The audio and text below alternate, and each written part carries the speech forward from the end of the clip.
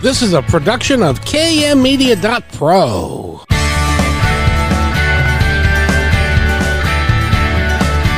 Welcome back to Positive Talk Radio. Our goal is simple: to explore evolving ideas one conversation at a time.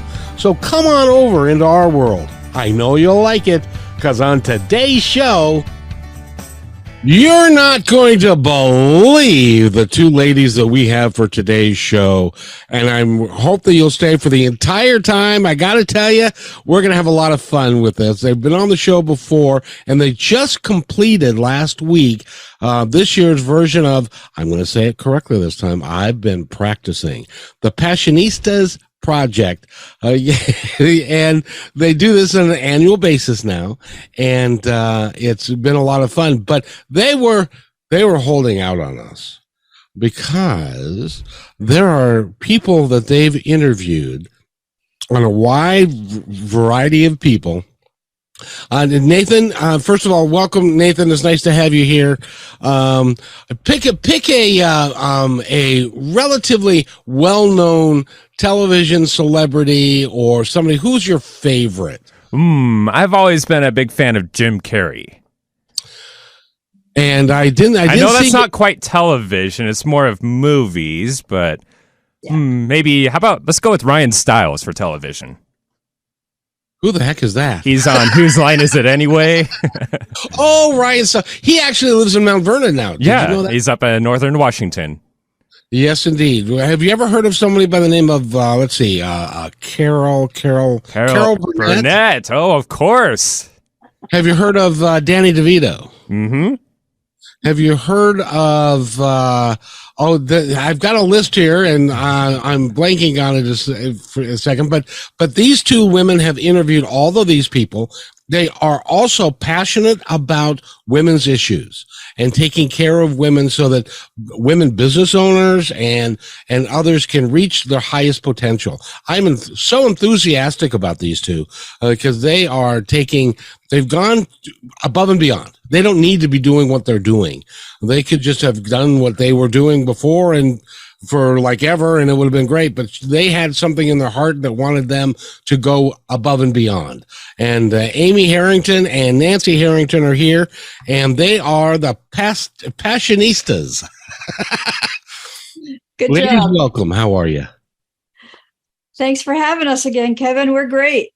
We are rested after a crazy week last week. So tell us about the Fashionistas project this year. How did it go? And was it as successful as you'd hoped? It was fabulous. It was a 3-day virtual event last week called The Power of Fashionistas. And we had a film festival, an awards ceremony, 9 storyteller panels, speed networking. And it was just absolutely phenomenal. We had women from all around the globe attend this event, and we couldn't be happier. It was really great. That is awesome. Now, if you'd like to follow along, you can by going to the passionistasproject.com, and they've got a tremendous amount of information here for you, as well as the podcast that they've been doing for a long time and all of the things that they've been working on. And it really is phenomenal. And we've been fortunate enough because Selena Luna was here and several others that are working with you. We had a great time. I hope they had a good time on the show. Oh, they loved it. They thought you were great, and they hope they get to talk to you again. I hope to get to talk to them too again, and because you guys have become my favorite people that I'm kind of modeling myself after, because you guys have been doing this for, well, you're both in your mid to late 20s, and so you've been doing noticing. You've been doing this for a little while. A little bit. Give or take. I mean, we're happy to say we're in our 50s. We've been around the block a bit. And we started in our other careers in the entertainment industry, but we've been doing the interviewing for about 12 or 13 years now, Nan. Yeah. And started the Fashionistas Project. No, that's actually been going for 8 years. Passionistas project we started in 2016. 2016. What? Yeah, that's 50 years. That'd be right at But we've 6 been years. doing interviews since 2010. So So I got to ask you, what is your passion? I mean, obviously, it's this project, but what led you to it? I mean, you created this quite literally out of thin air. So how did you come up with it, and what was your? I can just imagine the two of you sitting around Starbucks, going, we should do something exciting and stuff. And is that how it came about? that's exactly how it came about. I knew it would be simple like that. You were sitting there going, we need to give back. We need to do something for women, and we would really like to do some phenomenal things for our sisters out there that don't have the ability or the understand what their abilities can be, and we need to help guide them. Exactly. Yeah. I mean, we did stumble into this world of celebrity interviewing, and you asked what our passions are, and we're happy to say that our passions have changed through the years. Amy and I have always been passionate about pop culture. I mean, we grew up watching television 24/7, reading books, listening to music, going to theater. We've always loved pop culture, and we were so fortunate to be able to turn that into careers for both of us. And we had fabulous careers, and we loved every second of it. And then we, left our corporate jobs to work together. And that's when we started the Pop Culture Passionistas. And that's where we stumbled into this world of celebrity interviewing. And that became our passion. And we had no idea that we would, we're two shy little girls from a suburb of Boston, Massachusetts, who hated going to parties and would drop out of classes if we knew we had to do an oral presentation.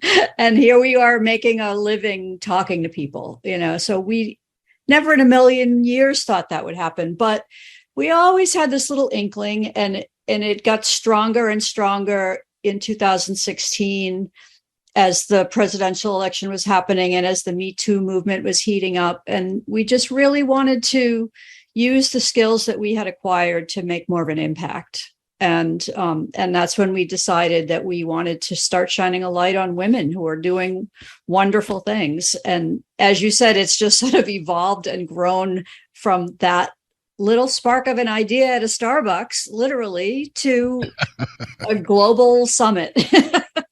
And it's really the work that you're doing on behalf of women is nothing short of amazing, because there's a lot of, in talking with Selena, she has been the recipient of some disability problems and some stuff like that. Then she's had to deal with a lot of that, and she's a successful artist at the same time.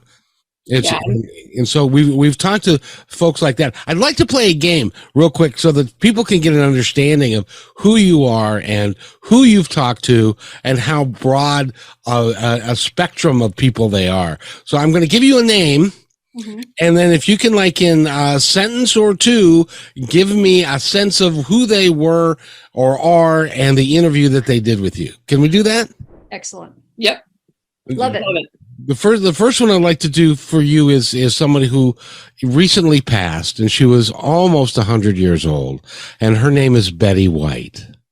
Mm-hmm. Betty White, we got to do a phone interview with a group of bloggers, and she was everything that you would want her to be. She was lovely and funny and charming and just exactly the person that we would have expected.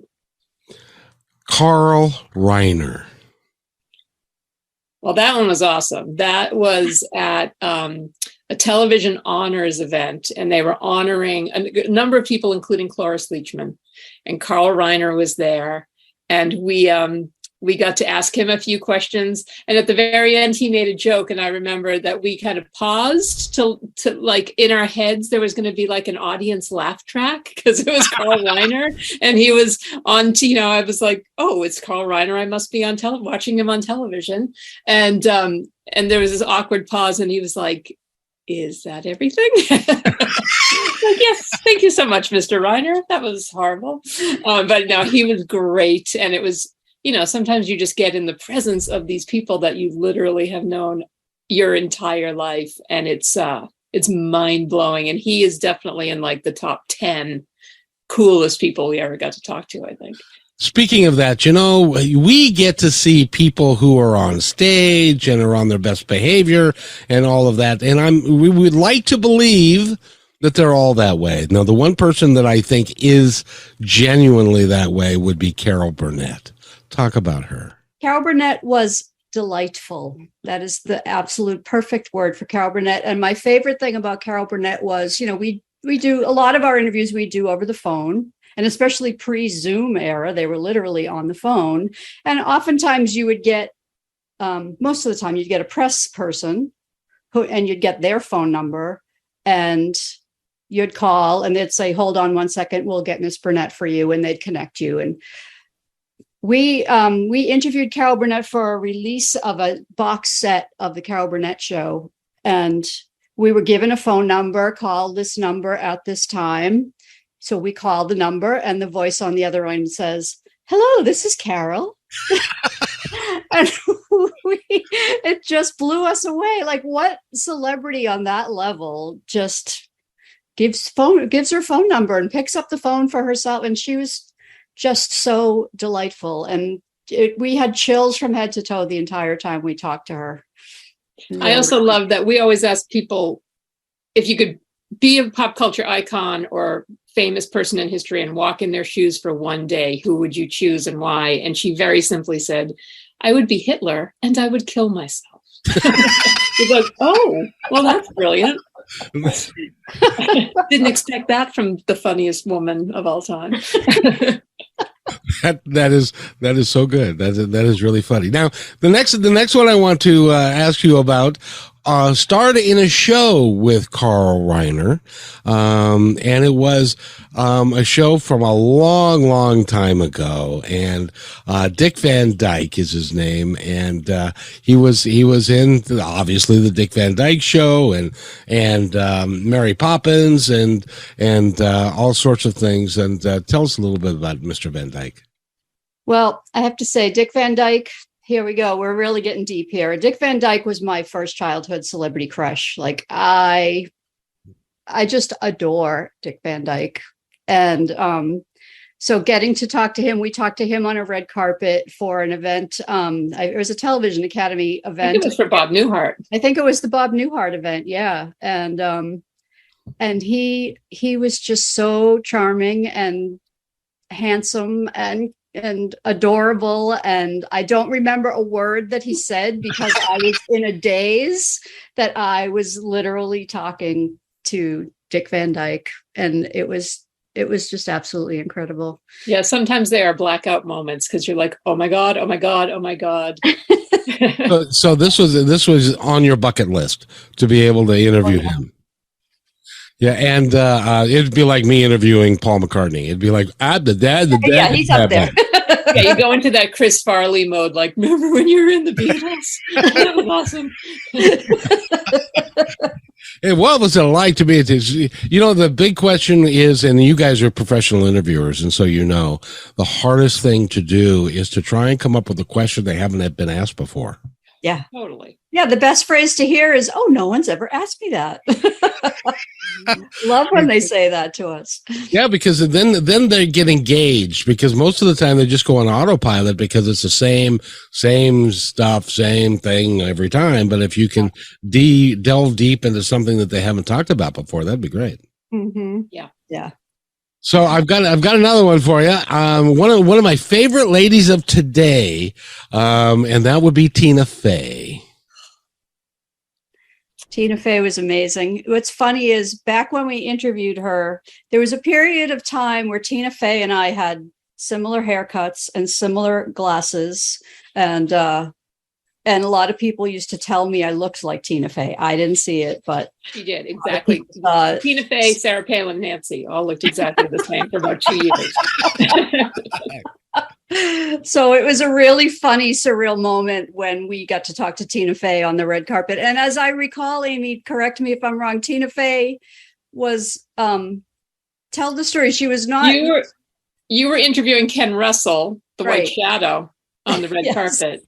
And he was the no, I think you were interviewing Tina Fey on the red carpet, and Ken Russell was right next to us being interviewed, because at the time I think he was the president of the television of the like DGA or something, Writers Guild. And so you were interviewing Tina Fey, and she was lovely, but she also doesn't like to do red carpets, I don't think. So she was looking for her out, and she was like, "Oh, but you should really be talking to Ken Russell, the White Shadow." And she kind of pulled him in and scooted off. Right. But she was great. She just, a lot of people, especially at the Emmys, where it's such an assault of reporters, I think people try and get out quickly when they can. Yeah. And on the red carpet at the Emmys, we don't ask the typical questions because we're there for the Television Academy Foundation, which is a historical and academic wing of the Television Academy. So we always ask them questions more about, who their influences are or who their mentor was. And as I recall, Tina gave a lovely answer about her a theater teacher when she was in school. I've got another name for you that you may decide, and feel free to decide to take the fifth on this one, because I think he did like 450 times about 2 weeks ago. Yeah, I think we might know who's coming. Yeah. That would be Donald Trump. For those of you who don't know who never mind. Look him up. There's lots about him online. Yeah, I think he was a reality TV star at one time. He was, and that's when we spoke to him. We had, you get on these press circuits, and so there are these calls that you make.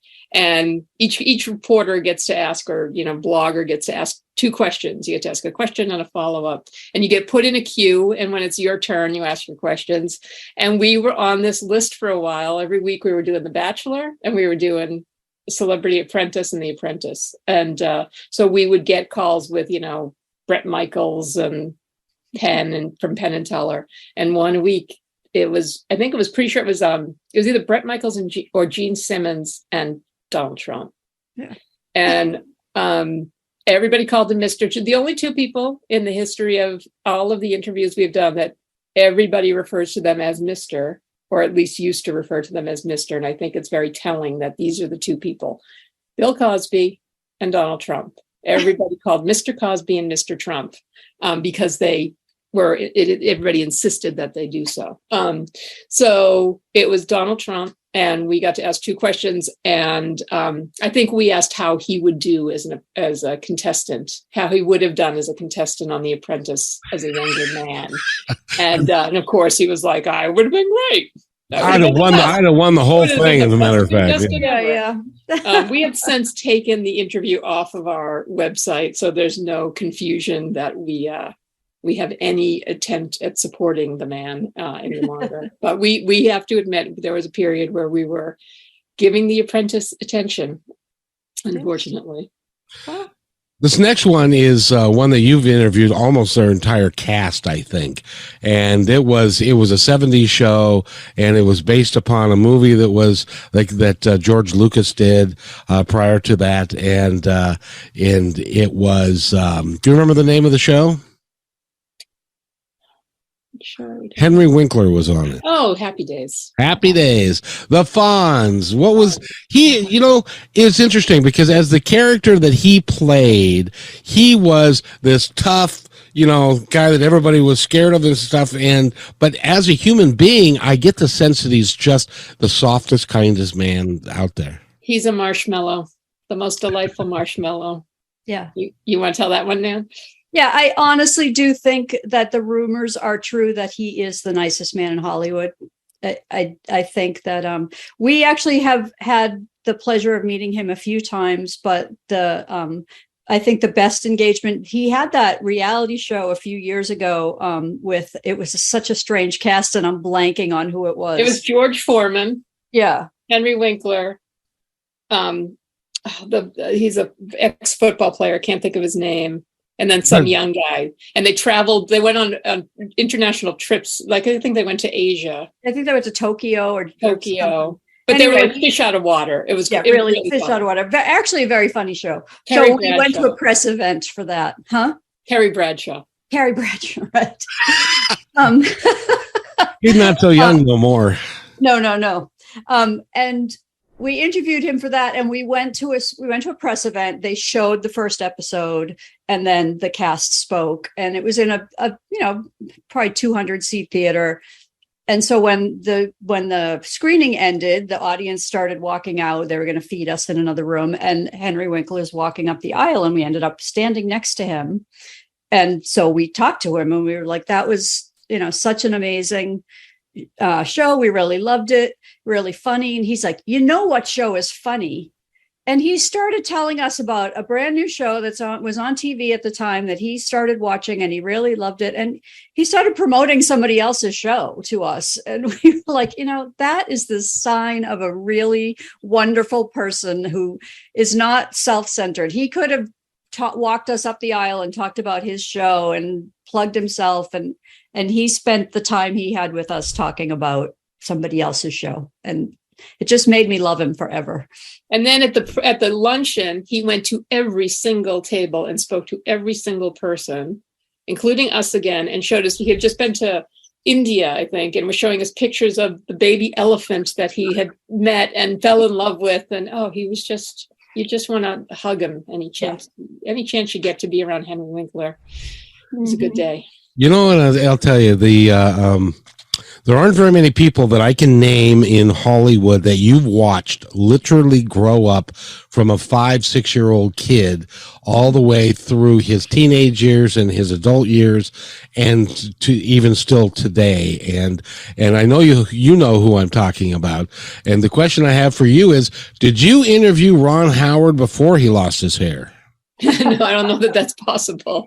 I think that was a very small window. God bless him. That was another television honors event, and he was being honored. I think it was the Television Hall of Fame, maybe, that he was getting inducted into. Mm-hmm. And it was a great red carpet. And is harkening back to your earlier reference, George Lucas was there to honor him.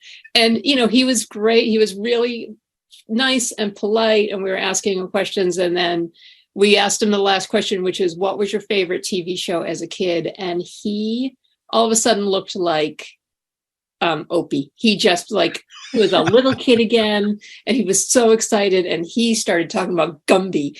I loved Gumby so much, and he just went on about Gumby. But it's so fun to see sometimes, if you ask someone just the right question to kind of tap into that moment in their life, it takes them back. And he just lit up and was so much fun.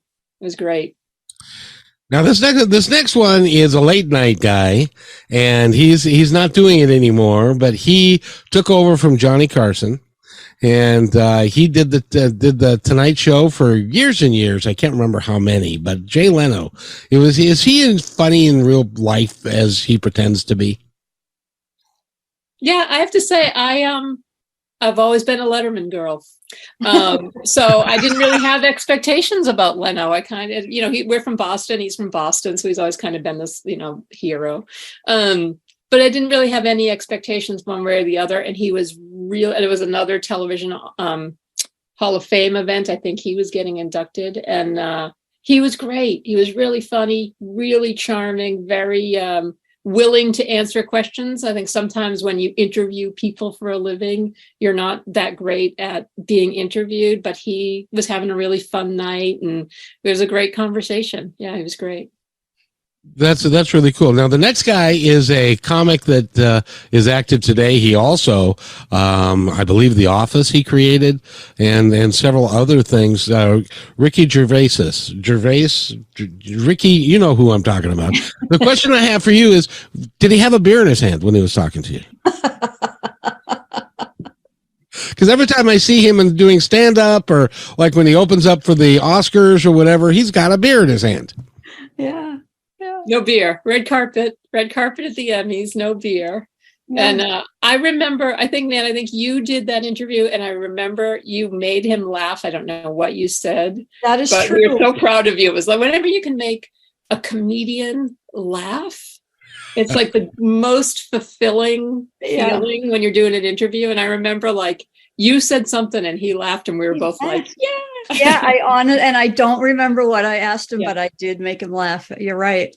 That was fun. Yeah, the red carpets at the Emmys, I have to say, is like a big blackout moment. Like there are very few of them that I actually remember. It goes by so quickly. It's so intense. It's so high energy, and we crash at the end of it. And it's like, who did you talk to? I don't remember. There's a few standout moments, but most of them are just like a blur. You know, we only remember them by going back and watching the footage.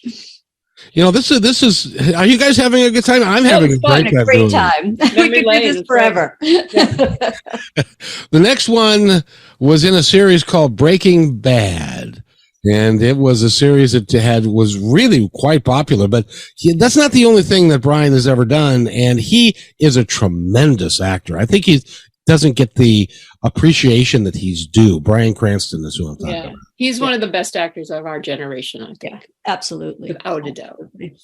Yeah, this is actually one of my favorite red carpet moments, and one that I do remember.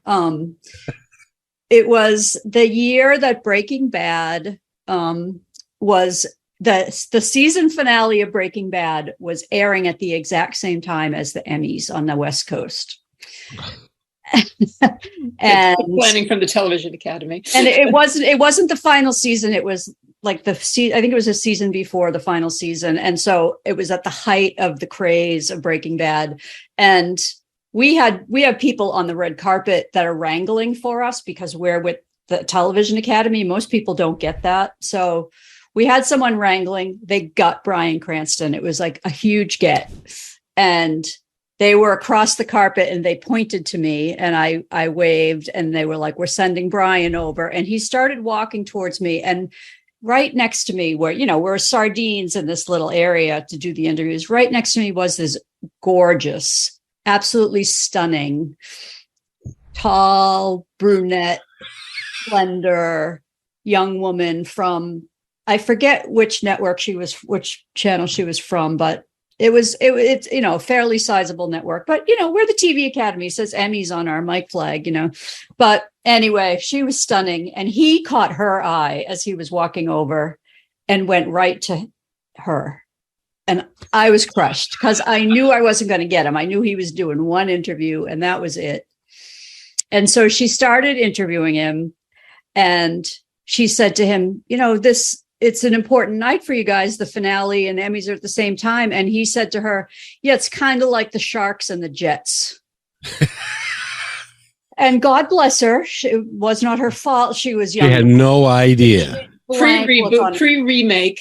Blank look on her face. Had no idea what he was talking about. And I lost control, and I was very unprofessional in the moment. And I said, oh, come on, really loudly. And he looked at me and he said, da-na-na-na-na. And I said, da-na-na-na-na-na. So I had my moment with Bryan Cranston, and she went on to finish her interview. And the next year I did get him. So I had my interview with him, but it was one of my favorite of all time moments on the red carpet. The next actor I want to talk about was in a show that on its final episode was one of the most watched shows of all time. And that would be Alan Alda from MASH. That was another phone interview. And like you were saying, it's really hard, especially on those group call interviews, to come up with a question that somebody else isn't going to ask. You never know how late in the call you're going to get. So you have to make sure you have enough questions so that if everybody's already asked your other questions, you have something that you can still ask. And we reached real deep on that one. And we decided to ask him about science because he is obsessed with science. It's his hobby. And we asked him about some NASA related thing that was going on.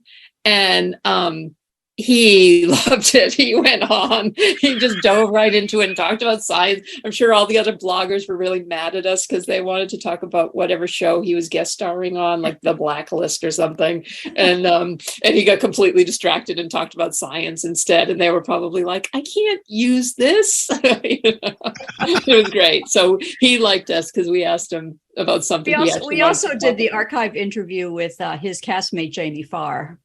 Oh, cool. Which was really, really fun to be at Jamie Farr's house at Christmas time. He sat in front of his tree, in front of his Christmas tree, and he was absolutely delightful. And that lovely crimson, sweater, the bulky sweater. He was just so sweet. Yeah. I gotta tell you, you've interviewed the guy that is famous for the 7 degrees of this particular actor, which is, I guess the premise is, and you can correct me if I'm wrong, but the premise is that if you go far enough that you can find 7 connections to this actor and everybody on the planet can do this. Am I right in that? Is that how it goes? Yeah, it's 6 degrees. We like to say we're 0 degrees from Kevin Bacon because we got to interview him on the red carpet. That was like our very first Emmys red carpet. And we had been doing interviews for like 5 months maybe, and had never done anything that big and had really only done a handful of red carpet interviews at that point. Mm-hmm. I can't remember what he was there for. I can't remember if he was there with Kira Sedgwick because she was nominated, or I think maybe he was just there with Kira for the close. And I do not remember what we talked to him about. I just remember how excited everybody was around us, but especially like the girls our age who we were working with and who were nearby. Everybody was just like, it's because at the time there were very few movie stars on the red carpet. Yeah. Now it used to be, we could always tell when it was the very end of the red carpet because it would just be this constant stream of people. And then there'd be this, okay, everybody go inside. The show is going to start. So all the news outlets would pack up. We would always wait because there was always this big cheer from the audience that were in the bleachers. And then the movie star would walk around the corner. Gwyneth Paltrow, Al Pacino, but there was one. And that year, Kevin Bacon was the one. And now it's every third person is a movie star. In case you don't realize this, there was a time in television history when television was looked down upon by actual quote unquote movie stars, and they would not make that transition because they felt it was kind of beneath them to be on TV. You're nodding your head. Am I right in that? 100%. I mean, basically since the creation of television, everybody, TV star, movie stars, anybody I worked in films, and everybody in the film industry looked down at TV. And I was always the one like, I guess it's cool working in movies. I like TV. And now all of a sudden with these limited series and with just the quantity, HBO really changed that. Mm-hmm.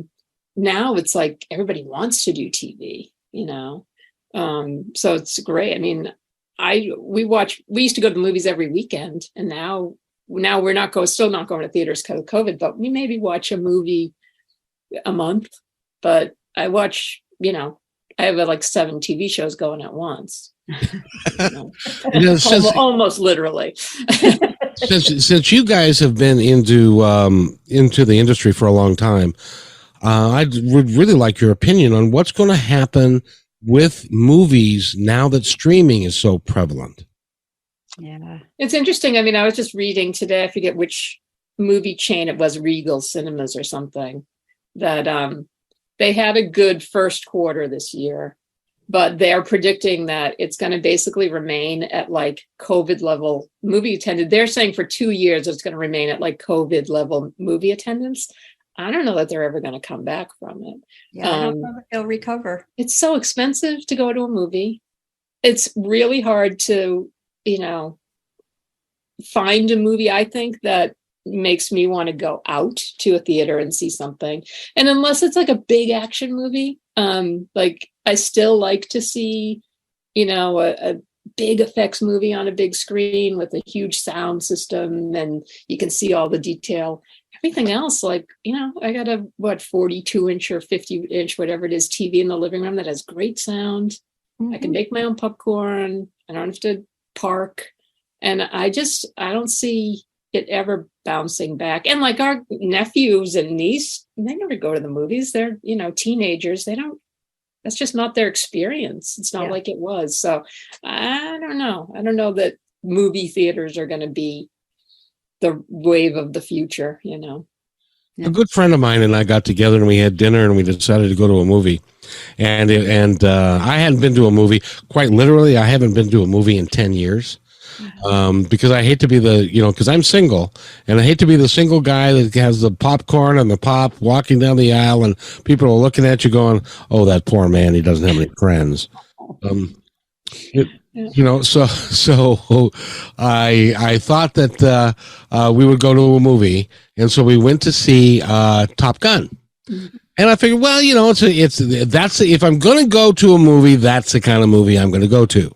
Right. It was a Thursday night, 7:00 performance, and we were the only ones in the theater. Yeah. So, and it's just, I think times they be a changing, and now they're releasing top good movies first run to streaming services and stuff like that. They're not even going to the theaters. Yeah, when I worked at Warner Brothers, like opening weekends for Batman movies and Harry Potter movies and things like that were like $80 million weekends, 70, whatever they were, $50 million weekends. So I don't even really remember. But like I saw the other day, there was the big movie that opened and it was like $17 million at the box office. And it was like, oh, people would have been fired. Large mass groups of people heads would have rolled if that was like the big news opening weekend for a tentpole movie in the 90s. So different. It has changed so much. I'm looking at this list of, wow, Claire Danes. She has been nominated for and won not as many as her name escapes me real quick, but yes, yeah, but Claire Danes has had quite a movie career herself. Yeah, she had just won for Temple Grandin for a mini series at the Emmys, and so it was the whole group, and including the real Temple Grandin was there on stage with Claire and the producers.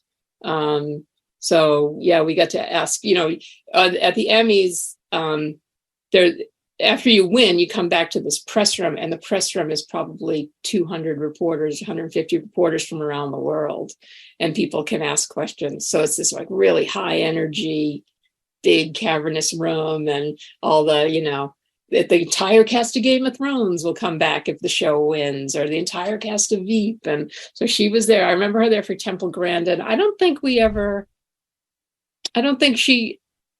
know that Homeland ever won I think we did again, the Emmys are such a blur. I think we did Emmys early on with her, early on in the Homeland run, a red carpet interview with her. I always just remember every time I see her, I think, I just wish I could wear that Calvin Klein dress and look like that. She's always like she's the one person on the carpet when she's always there. And it's simple. It's not like super girly or super glitz or whatever. It's always like a very simple dress, and it just fits her perfectly, and she sweeps by and looks gorgeous. She's my number one fashion icon on the red carpet. Yeah. Because I tell you, looking over these lists of people, and it really is like a who's who. Julia Louis-Dreyfus and Danny DeVito and Cindy Williams and Penny Marshall, who of course became a fabulous director later on after her and Cindy worked together. Matt LeBlanc, is he kind of a funny guy like he seems to be? I remember him being really nice. Like, I think we all kind of expected him to be aloof. Mm-hmm. And he wasn't. He was really he was just really like a normal guy. Pretty down to earth, as I recall. Yeah, he was there for the HBO show, Showtime show Episodes, which was a great show if you've never seen it, where he plays a version of himself. It's kind of like Curb Your Enthusiasm. And so he plays this on the show. He plays Matt LeBlanc, who's kind of reviving his career. And he's a real soul on the show. But in real life, he was really, really nice. Mm-hmm. But the Penny Marshall, Cindy Williams thing was actually the greatest day. Hands down, Dr. Jane Goodall, number 2 greatest day of our lives, because we got to interview them together. That would be awesome. So it was at Penny Marshall's house. Yeah. Oh wow.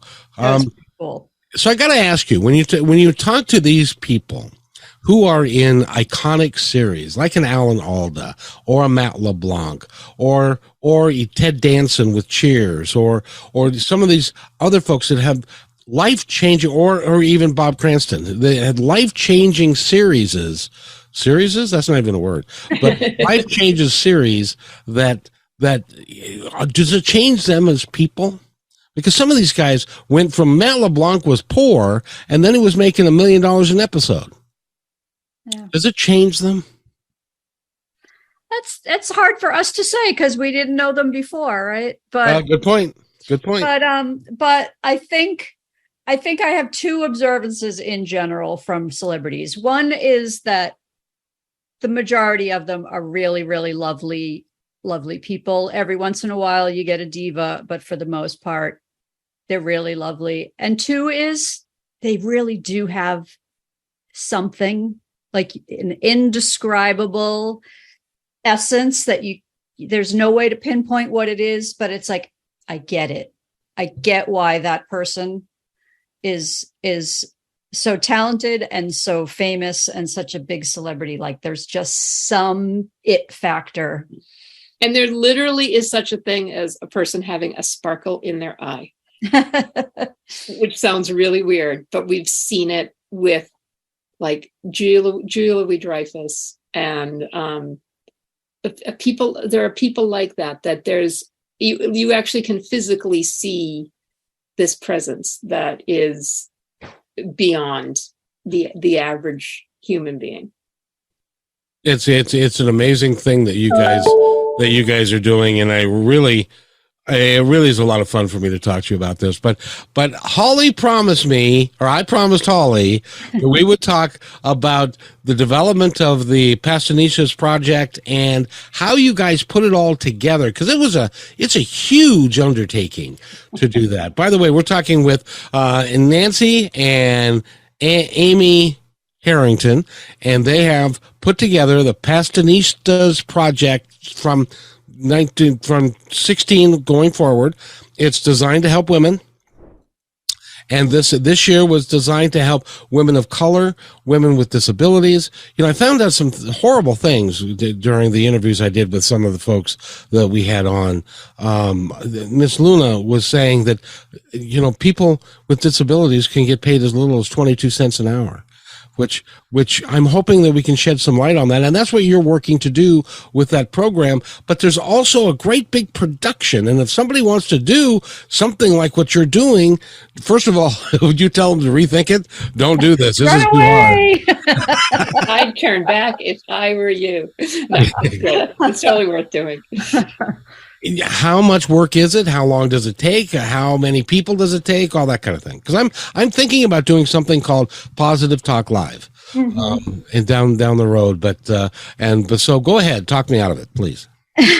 Well, this particular year we took about 8 months to plan it. We started, even probably sooner, frankly. We probably started the end of last year talking about it, but in earnest, we started planning it in January or February of this year. And the last, I would say, 2.5, 3 months, we barely did anything else. We do have clients, we do have other work, but we barely did anything else but the summit. It is an extensive amount of work, and Amy and I do I would say this year, probably 85% of it ourselves. We do have some interns that help us out, and we do have a very supportive group of women. Dr. Melissa Bird, who you interviewed on your show, she's marvelous. She's fantastic. And she was a crucial member of the team this year. She really helped us find a lot of the speakers and just was our cheerleader. We had a weekly call, and when we were down, she would cheer us up and cheer us on. And but it is a lot of work, I mean, just the logistics we had over 50 women that were speaking. So just the logistics of keeping in touch with all of them and scheduling it and figuring out who can do what when, because of course it was global. So, we were like, well, if it's 2:00 in the afternoon here, it's 3:00 in the mornings there, and it's midnight here, and how do so it was kind of crazy logistically. We used an incredible platform called Hopin that made it a lot easier this year. In the past, we used a different website the first year, and last year we just did it on our own website and sort of linked out to YouTube. But this platform was amazing. It makes it a lot easier to have everything centralized. What else do you need to know? What else you want to hear?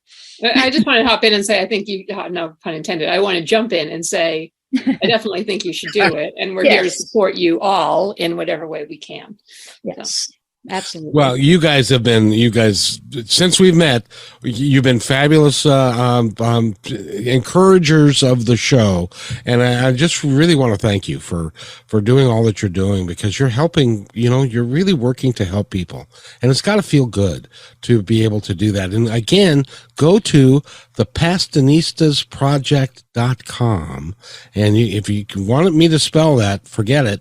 I'll have them do it if they want to. Can you spell that for them? Yeah, it's the Passionistas Project. I wish I could say it that well. You did really well today, Kevin. I totally am impressed. So it's Passionista is the word passion with ISTAS on the end of it. Passionistas Project, thepassionistasproject.com.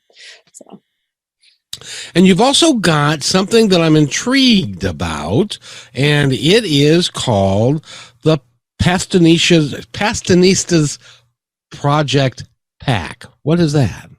Oh, so that is Project Pack sort of came out of our interviews, and when we started realizing that these women all had amazing products to sell. And this is an interesting statistic that I think you'll like to hear, Kevin, or I hope you won't like to hear, but you'll be interested by it, is that only 2% of all venture capital money goes to women-owned businesses. I'm sorry, say that again. Only 2% of all venture capital money goes to women-owned businesses. That's a crime. I mean, you're 50% of the population and you get 2%, the men get 98%. Yes. Yeah, and women-owned businesses are growing at a 27% faster rate than male-owned businesses, and women-owned businesses only get like 11% of SBA loans. Mm-hmm. So they're wildly underfunded. Yeah. So we decided that we would use our little corner of the universe to promote women-owned businesses. So the Passionistas Project Pack is a subscription box. So you sign up once, and then every quarter you get a new box in the mail, and it's filled with products exclusively by women-owned businesses. And it's anything from T-shirts to jewelry to food. With this month, we have a mixology pack, which is different drink mixes from margaritas and Cosmos and lemon sours. And so it's always really unique, always really interesting items. And on top of the products, we do an interview with every woman that owns the business. So you not only get to experience the product, you get to understand her journey, why she's doing what she's doing, what her passions are. So you really get to know the woman behind the product. So we're trying to build a microeconomy of women-owned businesses so that the women who buy this pack will go back and buy the products from the women again. That is a phenomenal idea. Whose idea was that, sitting at the Starbucks? That was our friend Sashi Chandran, who is one of the greatest modern business women out there. So Sashi was one of our second or third interviews for the podcast. And she is the founder of a company called Tea Drops. And she has this patented product. So it's pressed tea. It's loose leaf tea. There's no tea bag, and they're pressed into shapes like little flowers, little hearts, and it's really high quality tea. You drop it in hot water, and it dissolves, and it makes you a great cup of tea. And she has this patented patent for the tea drops. And we interviewed her early on, and we asked her to be on our advisory board as we were building the company. And we went to meet with her one day, and we said, we're thinking of starting a store on our website, which we also have, where we sell some of these products. And she said, you know what you really should do? You should do a subscription box. And we were like, with almost everything we've ever done, either we've had the idea or someone has suggested something for us to do. And we're like, I don't know how to do that. And so we Google it, and we figure out how to do it. So we Googled what a subscription box was, because we didn't even know that. And then we found the subscription box school online that had a checklist of all the things you needed to do to start a subscription box. And so we started one. Well, I got to tell you, you guys, and I was looking at your sponsor list. By the way, that's a wonderful idea, and it's really good for everybody. And I really want to do sponsorships and things that benefit everybody involved. And you guys do that, and you've got a lot of sponsors. Where do you have the time? You're spending all this time doing this. You've got your own lives to live. You've got when do you have time to go solicit sponsorships? That is where Dr. Melissa Bird came in this year, we have to say. Missy signed on last year. She was in the summit last year. She really enjoyed it. She thought it was a great idea. So she reached out to us and said, how can I help? We got on the phone. She said, I'll ask anybody for money. we said, great, because we hate doing that. And she started making calls, and she was responsible for those sponsors. I love people that can say, I don't have a problem asking for money. I'm like groveling, like, I don't know. Can you do, what do you think? I'm like, I don't know. Help me out a little. Yeah. That kind of thing. So, by the way, we've just got about 4 minutes left in the show. Mm-hmm. And I want each of you to have a moment alone with my audience, with the people that are listening today, for you to tell them anything it is that you would like them to know about you, about life, about anything that's on your heart, what's on your mind. So, Amy, would you like to go first? Sure. Hello, listener. I would like to say that really the core of everything we're doing with the Passionistas Project is about building community. And we have personally benefited from the core group of people that are part of our little world, and all are welcome. We this year we had non-binary people, transgender people, bisexual people, LGBTQ people with disabilities, Black people, AAPI people. I mean, any group is welcome. And I know it's hard sometimes to feel like there's a safe place in the world where you belong, but we want you to know that if you're looking for like-minded people who want to do positive things in the world, our door and virtual social media door and our doors are always open to anybody who wants to be a part of Passionistas community. Yeah. Nancy? She said, what else can I add to that? You know what?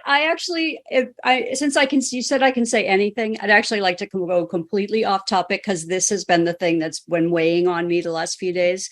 I would love to just send thoughts and prayers down to all the people in Florida. I have been glued to the television and my computer. I have a friend in Fort Myers Beach, which was the first place where the hurricane hit land, and it's just devastating down there. And I am so saddened by that specific event and by the world's climate crisis. And we got to fix this, people. So a lot of our Passionistas are climate scientists. We have a great panel. You can go back and watch the replay if you came to the summit of our Power of Resilience panel. But I'm just really saddened by what's happening to our world and our climate. And I'm devastated for all those people in Florida that lost their homes and their businesses this week. And that's all. And in Puerto Rico and yeah, Cuba, and now the people getting hit in South Carolina. So yeah. You know, I've been around for a couple of years and I've seen footage of a lot of hurricanes. I don't recall ever seeing, and they showed this on CNN, they were flying by and there were on the beach, there were homes and there were hotels and there were multi-story buildings. The only thing that was left was the platform that they had been built on. Everything else was gone. Yeah, it was twigs. It was just yeah, it looks like a tornado aftermath, but it's a hurricane. I've never seen anything like it. It's in the huge swath that it took. I just hope that that people are able to get rescued and that the loss of life won't be so horrific. And to your other point about, it doesn't matter who you are, we want to support you. And I look forward to the day when we can all look at one another and say, we are all one. And we are all responsible for each other and we care for each other. And I don't care what you look like. I don't care who you love. I don't care what you do. We want to make sure everybody's healthy, happy, and can lead the best lives possible. That's my hope. That's beautiful. And we agree. There's nothing we would like more than to not have to be activists. But you know what? People like you are the ones that are getting it started so that we can get down the road. And Nathan's going to turn us off if I don't say goodbye soon. So I want to thank Nancy and Amy Harrington for being here. And ladies, thank you. Go to fascinationproject.com and find out all the information about them. And Nathan, thank you very much. And have a great day, everybody. And we'll see you on Monday.